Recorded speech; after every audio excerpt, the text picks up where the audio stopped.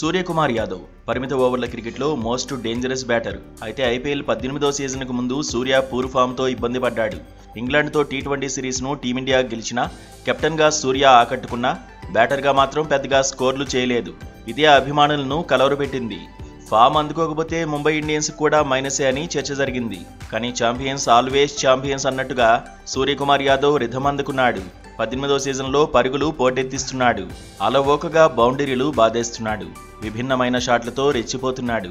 మ్యాచ్కు మరింత దూకుడు చూపిస్తూ ముంబై ఇండియన్స్కు కీలకంగా నిలుస్తున్నాడు. ఓపెనర్లు శుభారంభం అందించకపోయినా తర్వాత సూర్యకుమార్ యాదవ్ ఉన్నాడని ప్రత్యర్థి జట్టు బౌలర్లు భయపడేలా చేస్తున్నాడు. తొలి మ్యాచ్లో 4వ స్థానంలో బరిలోకి దిగిన సూర్య 28 పరుగులు సాధించాడు.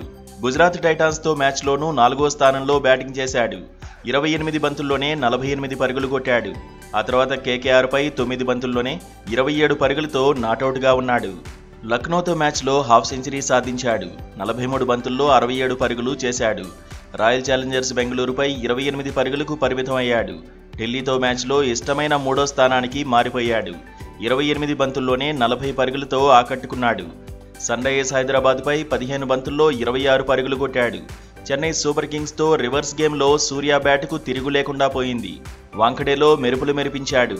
30 బంతుల్లో 68 పరుగులతో నాటౌట్గా నిలిచాడు. సన్ రైజర్స్పై హైదరాబాద్లో 40 పరుగులతో నాటౌట్గా ఉన్నాడు.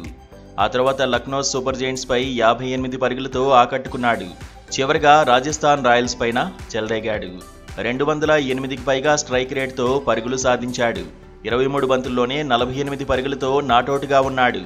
పాయింట్ల పట్టికలో ప్రస్తుతం ముంబై ఇండియన్స్ టాప్లో ఉంది. సీజన్లో ఇదే జోరు కొనసాగాలంటే సూర్య ఇలాగే రాణించాలని ఫ్యాన్స్ కోరుకుంటున్నారు.